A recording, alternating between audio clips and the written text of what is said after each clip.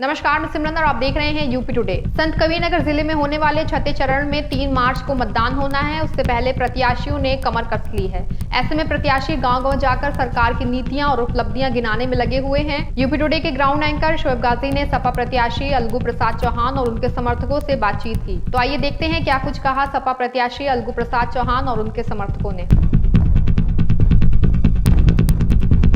लगातार हम गांव की वो तस्वीरें दिखा रहे हैं जो 250 किलोमीटर दूर है। पहला सवाल ये है कि बड़ी गर्मी की बात हो रही है। हमारी डंगटा विधानसभा की जनता जो कह रहे हैं गर्मी ठंडा कर देगी। पूरे डंगटा विधान क्षेत्र की जनता आज अखिलेश चिल्ला रही है। आज हम समझौता करके गठबंधन के प्रत्याशी हैं। माननीय राष्ट्रीय अध्यक्ष अखिलेश यादव जी के आशीर्वाद से और सुहेल देव के निशान पर छड़ी पर आज पूरा डंगटा विधानसभा एकदम हाहाकार मचा दिया है। पूरी जनता अखिलेश को मुख्यमंत्री बनाना चाहती है। किस तरीके का दौरा होता है सुबह से? अगर शाम तक की बात करें तो कैसे कैसे कितने लोगों से मुलाकात हो पाती है? क्या लोग कहते हैं? जनता एकदम कह रही है आपका मैं चुनना तय है, विधायक हैं आप। हमेशा चाहे जहाँ जा रहे हैं हर गाँव क्षेत्र की जनता, चाहे आप पौली ब्लॉक जाइए, चाहे हैसर ब्लॉक जाइए, चाहे नाथना ब्लॉक जाइए, एक जनता, चाहे एससी हो, चाहे पिछड़ा हो, चाहे समाज, सभी लोग महंगाई से त्रस्त हैं। अब बताइए, गैस सिलेंडर 300 था 1000 हो गया, पेट्रोल 50-55 था 100 हो गया, और इसी तरह से अब अभी आप देख लीजिए कड़ू का तेल 50-55 था 200 से पार चला गया था। तो आज जनता महंगाई से त्रस्त है और अब की बार अखिलेश यादव जी को मुख्यमंत्री बना दिया। वैसे अगर बात करें तो डंगटा विधानसभा में आप तो सुबह से लेकर शाम तक जाते आते रहते हैं। लोगों की असल जो सबसे ज्यादा मांगे है वो क्या है? महंगाई, सबसे ज्यादा महंगाई से जनता की कमर टूट। इतना महंगाई पड़ गया, बताइए जिस घर में 10 परिवार हैं रोजाना कम से कम 100 रुपए का कड़ू का तेल लगता होगा, और इतना बेरोजगारी बढ़ गया है। चाहे मजदूर हो, चाहे नौजवान हो, चाहे जो हो, बेरोजगारी बढ़ गया।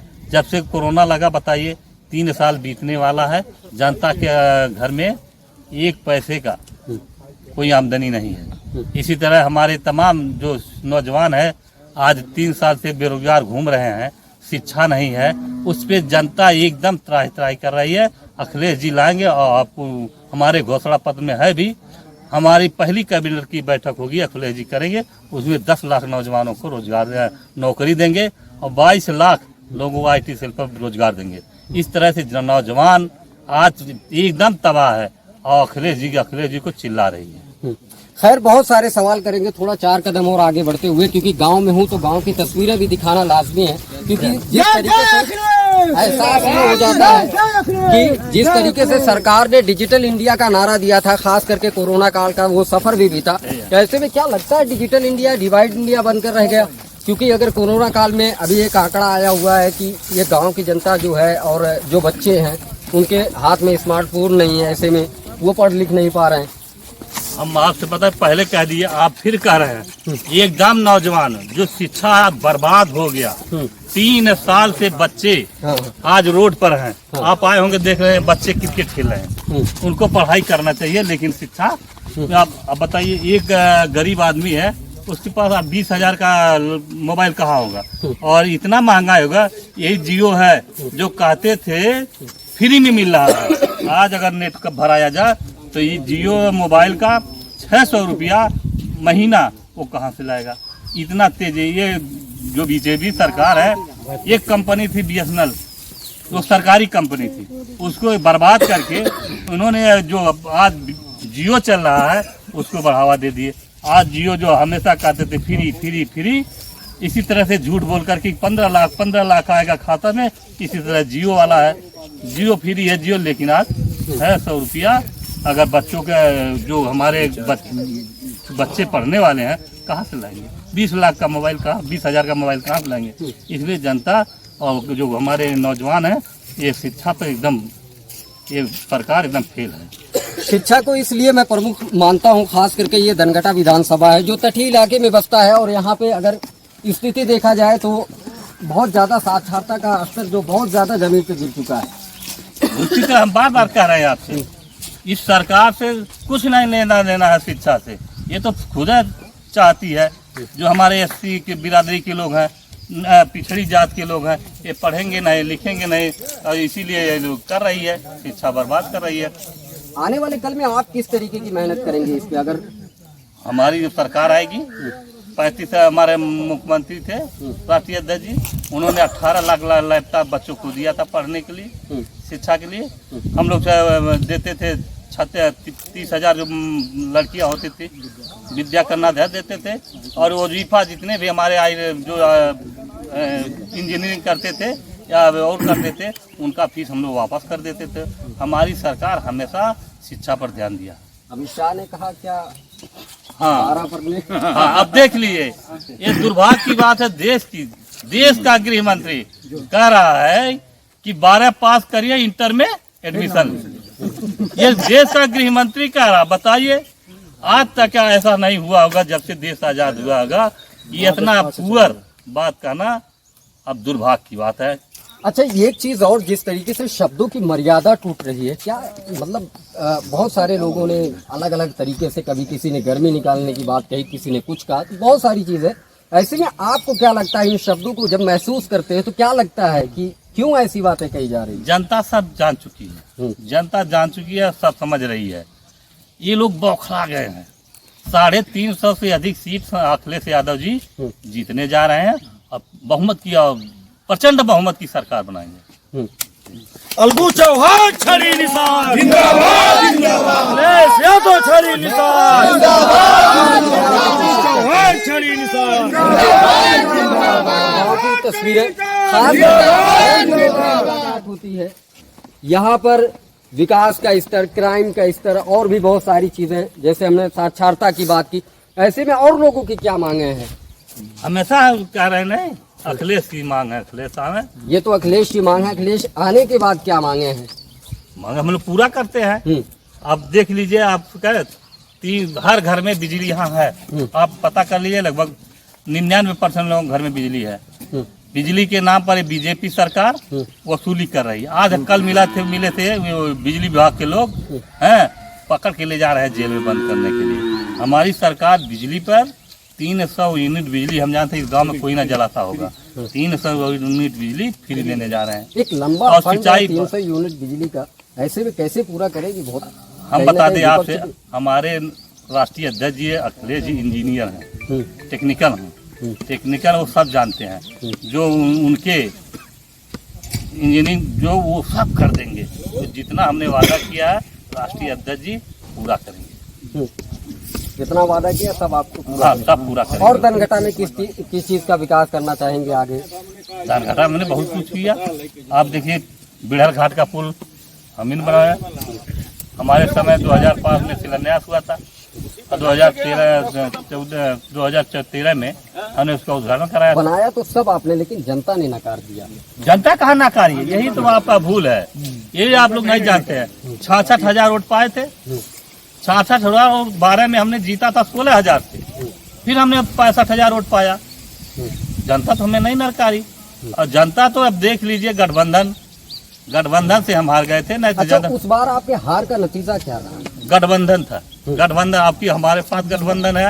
अब की बार देखिएगा, कोई गांव में घुसने नहीं पा रहा है। इस बार भी तो गठबंधन है। नहीं, गठबंधन नहीं था उस बार। हाँ, गठबंधन नहीं था, इसलिए हम चाह रहे हैं भाई, अब की बार गठबंधन है। और गठबंधन किसके है? जो अति पिछड़ी जातियां हैं, जो संजय चौहान हुए और ओम प्रकाश राजभर हुए, इन लोगों से गठबंधन है। और केशव स्वामी प्रसाद मौर्य जी आए हैं, उनका भी बढ़ रहा है। तो इसलिए अब की बार गठबंधन है, पूर्ण बहुमत से आपकी सरकार बनेगी। आपकी हमको बम्पर वोटों से जनता जिता रही है। ये छड़ी बड़ी आवाज करती है।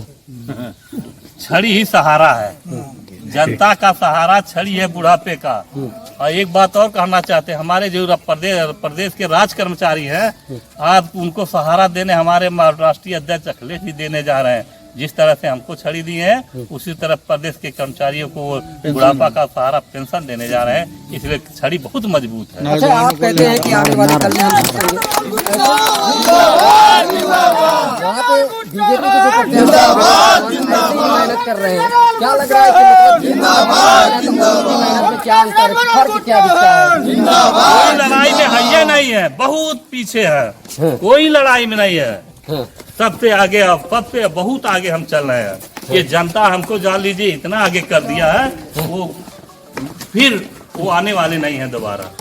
सुबह की अगर बात करें, कितने बजे घर छोड़ते हैं?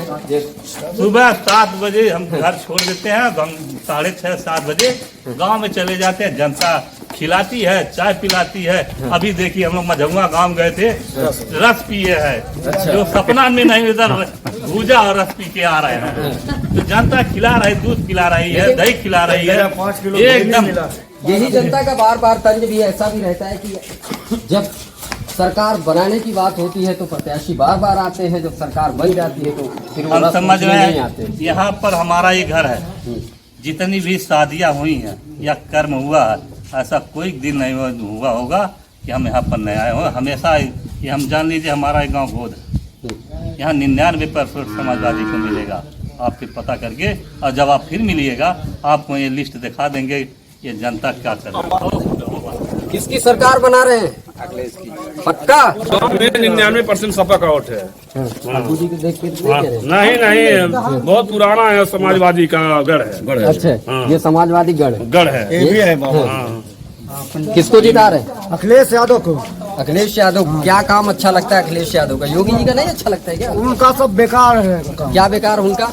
उनका बेकार, देखिए सांड छोड़ दिए हैं, अब तो कहे व्यवस्था नहीं किए हैं। प्रधानमंत्री जी ने कहा है कि सांड और गाय का हम देखेंगे चुनाव के बाद। शिक्षा को इतना स्तर गिरा दिए हैं कि बिना परीक्षा के वो बच्चों को पास कर दे रहे हैं। IIT और मतलब उच्च कक्षा कैसे बच्चे तैयार करेंगे?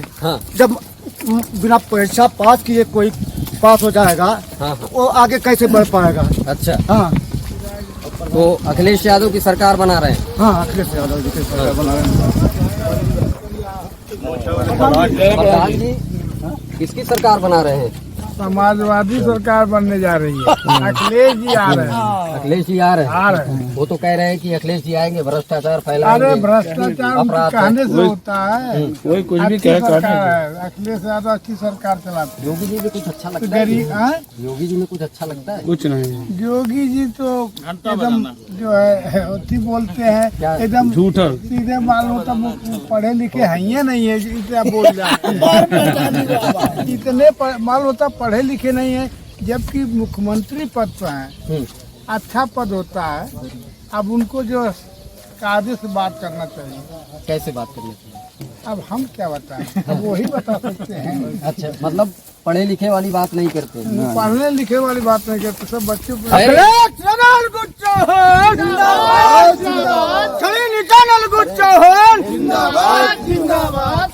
एक चीज की मैं तारीफ करना चाहूंगा, जिस तरीके से मैंने आपको देखा, खास करके जो डिजिटल की बात करती है और डिजिटल पे जिस तरीके से चुनाव लड़ा और जीता जाता है, बीजेपी का सबसे बड़ा झंडा ये रहा है। और ऐसे में जो भी पोस्ट होती है फेसबुक पे, मैं आपकी देखता रहता हूँ, डेली की जो भी मेहनत होती है वो लगातार आप कहीं न कहीं जनता के बीच और सोशल मीडिया के बीच मतलब उसको वायरल करके लोगों तक पहुंचाने का काम करते हैं। इसकी मैं तारीफ करना चाहता हूँ। कहीं कहाँ से सीखा? बीजेपी से नहीं सीखा आपने? नहीं, राष्ट्रीय अध्यक्ष अखिलेश यादव जी भी वही हमारे हैं। देखिए लैपटॉप दिए थे, उन्होंने आज पूरे प्रदेश की जो बच्चियां हैं कहीं जाते हैं, वही अखिलेश यादव जी की लैपटॉप से पढ़ते हैं। माननीय हमारे राष्ट्रीय अध्यक्ष जी का वही है, उन्हीं से सीखे हैं बचपन से। हमारे सभी अभी देखिए सब लोग वही हैं, माननीय राष्ट्रीय अध्यक्ष जी का जो दिया हुआ लैपटॉप है उसी से चलाया जा रहा है। डेली पोस्ट करते रहते हैं आप, जहाँ जहाँ गांव जाते हैं, जैसा जैसा लोगों से मुखातिब होते, पोस्ट करते रहते हैं डेली। ये कहना मेरा ये है कि कहीं जो जैसे ये बीजेपी का हथकंडा है कि जो भी एक्टिविटी हो उसको पोस्ट किया जाए, और ये चीज से और प्रत्याशी बहुत दूर है लेकिन बहुत आगे आप। तो इसीलिए कह रहे हैं हमारे साथ समर्थक हैं। तो यहाँ की जनता जहाँ भी जा रहे हैं, कई हजार लोग अखिलेश को चाहने वाले, एक कर दिया जाता है कई हजार लोग उसी के साथ पोस्ट कर देते हैं, तो इसलिए कह रहे जनता के लिए सोचा है। अच्छा, और क्या मांगे हैं लोगों की? जैसे एक स्वास्थ्य हो गया, CHC का मुद्दा काफी समय से अटका पड़ा हुआ है, 5 साल से। राम जानकी मार्ग का मुद्दा वैसे की वैसे जस का तस 12, 13, 15 साल हो गए। और भी बहुत सारी, बिजली का मुद्दा है, स्टेडियम का मुद्दा है। और किस पे काम करेंगे आप? आपसे बता दें, जब आए थे हमारे राष्ट्रीय अध्यक्ष अखिलेश जी 13 में दाघाटा में आए थे, जो जी मांगी थी हमने पूरा कराया था। मोखलिसपुर में दोबारा जो नया पुल है हमने बनवाया, बिड़हर घाट का उद्धार काम उन्होंने किया था, साखी का पुल हमने बनवाया, पिड़िया बेलहरा का पुल हमने बनवाया, शनिचरा में परमेश्वर हमने बनवाया, 4-5 पुल हमने कुआनों में बनवाया। जो जी मांगे हैं हमने पूरा।